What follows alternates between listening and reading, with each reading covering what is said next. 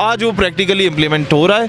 वो जो इकबाल पीटता था और कहता था कि फ़िक्र अरब को दे के फ़रंगी तख़य्युलात, इस्लाम को हिजाज़ और यमन से निकाल दो। आज हिजाज़ और यमन को लड़वा दिया गया, इस्लाम को निकालने की बात की जा रही है, तबलीगी जमातों पे पाबंदी की बात की जा रही है। बताएं, एक तरफ सऊदी अरब में तबलीगी जमात पर पाबंदी लगाई गई, दूसरी तरफ वहाँ म्यूज़िक कंसर्ट हो रहे हैं, क्या कहते हैं इस बारे में? सुल्तान सलाहुद्दीन अय्यूबी ने कहा था कि जब मुसलमान की तलवार पे औरत और शराब आ जाए ना, वो फिर जंग आलूद हो जाती है और हाकिम हो जाता है। अब मुसलमान की तलवार पे जब औरत और शराब आ गया ना, तो वो डोनाल्ड ट्रंप के आगे रक्स करने के काम तो आती है, वो नेतन्याहू को मिलने के काम भी आती है और उसको इजराइल के लिए राह हमवार करते हुए भी काम आती है, लेकिन वो फ़लस्तीन के लिए चलते हुए काम नहीं आती। वो OIC के समिट्स में फ़लस्तीन के लिए मौसर आवाज़ बुलंद करते हुए भी काम नहीं आती। इसी अंदाज में अगर आप ये देखें कि तबलीगी जमात पे पाबंदी लगा दी गई है और कहा गया कि जनाब ये तो बिद्दत फैला रहे हैं।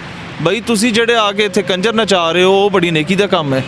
इधर आके जिस तरह तुम लोग वो बनिए की औलादों को और औरतों को नीम बरहना हालत में ला के तुम लोग नचवा रहे हो, और इस्तेमाल शुदा टिशू पेपर्स को जो आज किसी के बिस्तर पे हो, कल किसी के बिस्तर पे हो, परसों तुम्हारे शेख के पास लेटी हुई हो, तो उसे ला के तुम लोग एक ऐसे मुल्क में ला के नचवा रहे हो जहाँ पर पूरी दुनिया का मरकज़ व महवर है। जो मुल्क पूरी दुनिया के मुसलमान अपने गर्दनें कटवाने को तैयार होते हैं हरमैन शरीफैन के लिए, वहाँ पर ला के तुम लोग जो हरकतें कर रहे हो, वहाँ पर ला के यार दावत इस्लामी और तबलीगी जमात तो ये वो वाहिद जमातें हैं कि जिनको आप मस्जिदों से निकाल भी दो तो ये आपको बद्दुआ नहीं देते, जिनको आप थप्पड़ भी मारते हैं लोग तो कहते हैं, उन्हें दुआ दे देते कि चलो यार खैर अल्लाह तो हिदायत दे, असी इस्लाह से आए, जिनका पॉलिटिक्स से लेना देना कोई नहीं, जिनका दुनिया के और किसी काम से लेना देना कोई नहीं। दी अजानें कभी यूरोप के कलीसाओं में, कभी अफ्रीका के तपते हुए सहराओं में, इसके अलावा उनका कोई काम नहीं है। वो बेचारे अपने बड़े बड़े बिजनेसेस छोड़ के 40-40 दिन, हफ्ता 2-2 हफ्ते से रोज़े पे गए हुए होते हैं लोगों की तबलीग के लिए, इस्लाह के लिए। उन पे आगे पाबंदी लगा दो, सलमान खान को पेओ बना के बिठा दो, समझ से बालातर। और मैं एक चीज़ आपको कहूँ, now we have to take bold steps. और बोल्ड स्टेप्स क्या लेने हैं? क्यों अरब कंट्रीज़ और बाकी मुस्लिम कंट्रीज़ में लिबरलिज़म या ये इतना ज़्यादा मैं कहता हूँ कल्चरल डांस हो, कोई उस पर एतराज़ नहीं होना चाहिए, हर मुल्क की अपनी सकाफ़त है, लेकिन एक बनिए को जो कश्मीर पे काबिज़ है उसको ला के इधर तुम नचवा रहे हो, मेरा ख्याल है, और वो औरतों को जिस अंदाज़ में वहाँ नचवाया जा रहा है वो काबिल एतराज़ है। अभी हमें क्या करने की ज़रूरत है? ये सारे जितने भी आज उम्मत मुस्लिमा के ठेकेदार बने बैठे हैं, इनमें से आधों से ज़्यादा कोई अमेरिका में पढ़ा हुआ है, कोई बरतानिया में पढ़ा हुआ है, कोई किस मगरबी रियासत में, कोई जर्मनी, कोई फ्रांस से पढ़ के आ रहे हैं, और वो लोग सिर्फ इन्हें फिजिक्स, केमिस्ट्री, मैथ्स, बायो नहीं पढ़ाते, वो अपनी आइडियोलॉजी भी पढ़ाते हैं। हम लोगों ने पाकिस्तान को इस वक्त एक ऐसी यूनिवर्सिटी की ज़रूरत है जो इंटरनेशनल लेवल की यूनिवर्सिटी हो, जहाँ ये बड़े बड़े अरब शेखों के, जहाँ बड़े बड़े ईरान के, सऊदीया के, तुर्की के, लेबनान के, सीरिया के शेखों के, नवाबों के, मिनिस्टर्स के बच्चों को पढ़ाओ, फ्री ऑफ कॉस्ट पढ़ाओ। ये कौम अपने जेवर बेच के उन्हें पढ़ाने को तैयार होगी। उन्हें तुम स्विमिंग पूल भी बना के दे दो, उन्हें तुम बड़ी ज़बरदस्त प्रोटोकॉल वाली गाड़ियाँ भी दे दो, उन्हें तुम लोग सिक्योरिटी गार्ड भी दे दो, लेकिन पढ़ाने के साथ साथ उन्हें नज़रिया भी दो। उन्हें जनाब ट्रेल 5 पे हाइकिंग के लिए भी ले जाओ, उन्हें रोज़ाना वज़ीर आज़म सदर मुमलिकत से मिलवाओ, उन्हें बोलो भाई तुम ही यहाँ के सब कुछ हो।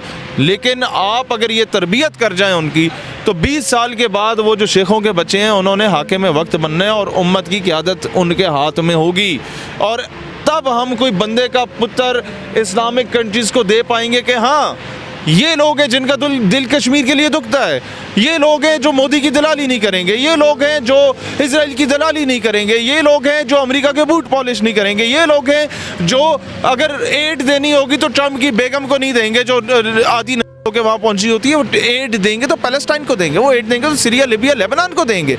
लेकिन मसला ये है कि यहाँ पर मुसलमान का गला काट रहा है, मुसलमान इस्तेमाल हो रहा है और हम लोग बैठ के तमाशा देख रहे हैं। हम लोगों ने इसका काउंटर नैरेटिव नहीं ढूंढा, हमने सिर्फ एहतजाज किया है। इसीलिए इसका काउंटर नैरेटिव ढूंढने की ज़रूरत है कि ये वजूहात हैं क्या कि इतनी ज़बरदस्त रियासत में ये क्यों इस तरह सब कुछ हो रहा है। उसकी वजह ये कि हम मुसलमानों ने मुसलमानों के बच्चों को नहीं पढ़ाया, हमने उन्हें अगयार के हाथों में छोड़ दिया। वो जो इकबाल पीटता था कि मगर वो इल्म के मोती किताबें अपने आबा की जो देखे उनको यूरोप में तो दिल होता है सी पारा, आज वो प्रैक्टिकली इम्प्लीमेंट हो रहा है। वो जो इकबाल पीटता था और कहता था कि फ़िक्र अरब को दे के फ़रंगी तख़य्युलात, इस्लाम को हिजाज़ और यमन से निकाल दो। आज हिजाज और यमन को लड़वा दिया गया, इस्लाम को निकालने की बात की जा रही है, तबलीगी जमातों पे पाबंदी की बात की जा रही है, तोपखाने खोलने की, सिनेमा हाउस खोलने की, वो कभी जस्टिन बीबर टाइप के खुसरों को नचाने की, कभी सलमान खान टाइप के मर्दों को नचवाने की। भाई अगर तुमने हीरो ही दिखाना है कौम को तो बुरहान वानी की सूरत में दिखाओ, डॉक्टर मनान वानी की सूरत में दिखाओ। हीरोज़ है, फ्रीडम फाइटर्स हैं, उन लोगों ने कोई रोल प्ले किया उम्मत मुस्लिमा के मजलूम मुसलमानों का साथ देने के लिए? ये क्यों हो रहा है? ये इसलिए हो रहा है कि हम लोगों ने कोई प्रैक्टिकल इम्प्लीमेंटेशन नहीं किया। अब मैं एक बात बताऊं, आप पाकिस्तानियों पे बिलखसूस अपनी माओ बहनों पे क्या जिम्मेदारी आयद होती है? अपने बच्चों को अगर पढ़ाना है तो पहले उनके दिल में इश्क़ मुस्तफ़ा अलैहिस्सलाम की तड़प को फ़रोज़ा करो, फिर पाकिस्तानियत की तड़प को फ़रोज़ा करो, और फिर उन्हें CSS करवाओ। सड़कों पे मेरे साथ नारे के लिए अगर भेजते हो तो वो बड़ी आपकी मेहरबानी, लेकिन उससे ज़्यादा ज़रूरी है CSS कराओ। भुट्टो खान चौधरी के नारे ना लगाओ, वो सिस्टम में जाएं, फॉरेन ऑफिस में जाएं और कश्मीर की लॉबी करें। वो ISS भी दें, कर्नल जनरल बने, और एक मुहिब वतन आदमी जब मेन स्ट्रीम में आता है तब मुल्क का निज़ाम चेंज होता है। ये काम करने की इस वक्त अशद ज़रूरत है। ओ यार, वो सलमान खान जिसके हाथ आपने यूं लगवाए और कहा कि इसे हम लोग अभी प्रिंट करा के इसके प्रॉपर एक पोस्टर बना के इसके बुत बना के हम लोग लगाएंगे, तबलीगी जमात को बैन क्यों किया है? क्या बोला गया है? बिद्दत फैलाते हैं। ए जड़ी खाना तुसी खोलिया हुआ एक ही है। और यार मैनू दसो, सलमान खान की कामयाबी की है, ओदा अचीवमेंट क्या है? औरतों को साथ नचवाता है, अचीवमेंट है। एक बंदे को मुक्का मारता है, 6 मील दूर जाके गिरता है, जो कैमरे की आंख दिखाती है, अचीवमेंट है? क्या अचीवमेंट है?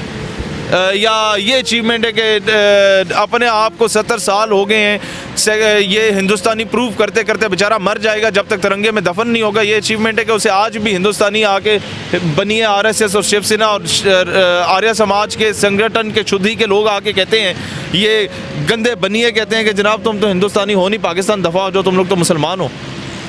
ये अचीवमेंट है कि ख़ुद को आज तक हिंदुस्तानी प्रूव नहीं कर पाया। क्या अचीवमेंट है? क्या वो सलाउद्दीन अयूबी का बेटा है? उसके बारे में पढ़ाना जायज़ नहीं है? क्या वो टीपू सुल्तान का बेटा है? उसके बारे में पढ़ाना जायज़ नहीं है? क्या वो नूरुद्दीन जंगी का बेटा है? उसके बारे में पढ़ाना जायज़ नहीं है? आप आएंगे इन्हीं अदाकारों को ला के प्यो बना के तो आप लोग मेन स्ट्रीम में लाना शुरू हो गए। शर्म का मकाम है।